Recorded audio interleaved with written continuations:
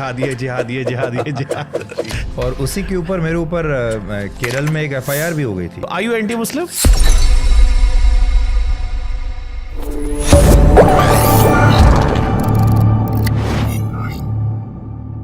नमस्कार, मैं हूं सुधीर चौधरी और आज सबसे पहले हम आपको ये बताएंगे कि भारत और पाकिस्तान के बीच ये जो युद्ध चल रहा है, इस युद्ध के बाद भारत में कितने बदलाव आए हैं और कौन कौन सी नई चीजें हमें देखने को मिल रही हैं। ये पॉडकास्ट है सर, ये मेरा पॉडकास्ट है जहां आप मेहमान है। ये आपका डिकोड शो नहीं है। सॉरी शुभांकर, मैं जहां भी कैमरा देखता हूं वहां मैं अपना शो शुरू कर देता हूं और मुझे लगा कि आज मैं डिकोड का कोई नया एपिसोड कर रहा हूं। Anyways, welcome Sudhir Chaudhary ji. Thank you Shubhankar. मुझे जब ये शो प्लान कर रहा था तो मुझे लगा क्या इसकी थीम होनी चाहिए, तो मुझे लगा कि ये होना चाहिए कल आज कल। बिल्कुल, कुछ ऐसी कहानी पत्रकारिता के कल से लेकर आज और आज से लेकर कल की दास्तां जो है, मुझे लगता है इस एपिसोड में हम कर सकते हैं। लेकिन कैसे हैं आप? मैं बहुत अच्छा हूं और एक नई चुनौती मैंने ली है। मुझे हमेशा ये शौक़ रहा है कि लाइफ में बार बार नई चुनौती आनी चाहिए ताकि आप अपने आप को शेक कर सको, अपने आप को, अपनी जो लिमिट्स हैं उसे दोबारा से आप टेस्ट कर सको।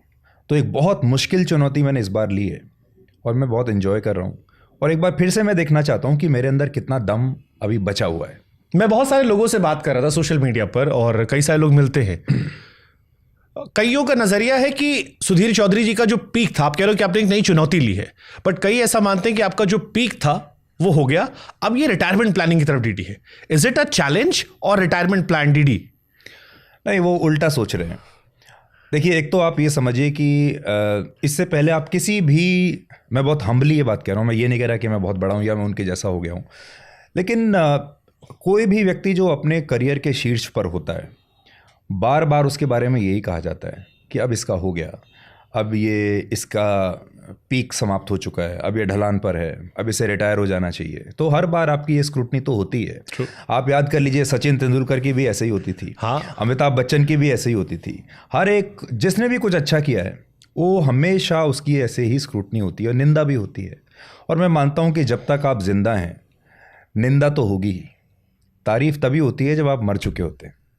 तो तारीफ सुनने के लिए मरना पड़ता है।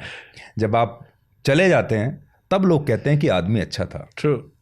तो मुझे लगा कि देखिए, जैसा मैंने आपको कहा कि डीडी पर आना ये एक कंफर्ट जोन नहीं है, ये एक रिटायरमेंट जॉब नहीं है, ये बहुत बड़ा चैलेंज है। मैं चाहता तो मैं किसी भी प्राइवेट चैनल में अच्छा पैसा कमा रहा था, इतना कमा रहा था जो मेरे लिए काफ़ी है। मैं बहुत आराम से वहाँ रह सकता था, बहुत अच्छा परफॉर्म कर रहा था। ऐसा भी नहीं है कि लोग ये कहें कि भाई शो चल नहीं रहा था इसलिए जाना था, या आपका परफॉर्मेंस बहुत ख़राब है। परफॉर्मेंस बहुत अच्छा था। और मुझे ऐसा लगता है कि आप जब भी आप जाएं या जब भी आप रिटायर हों तो लोग ये ना कहें कि रिटायर क्यों नहीं हो जाते। लोगों को ये कहना चाहिए कि अरे अभी तो और कर सकते थे। तो मैंने जो ये चेंज किया है ये तब किया है when I was at my top.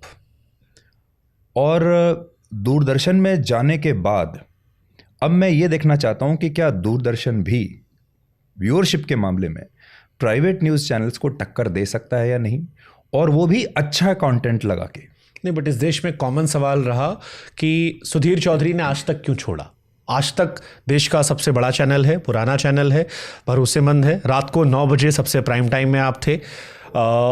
लोग पसंद कर रहे थे ब्लैक एंड वाइट।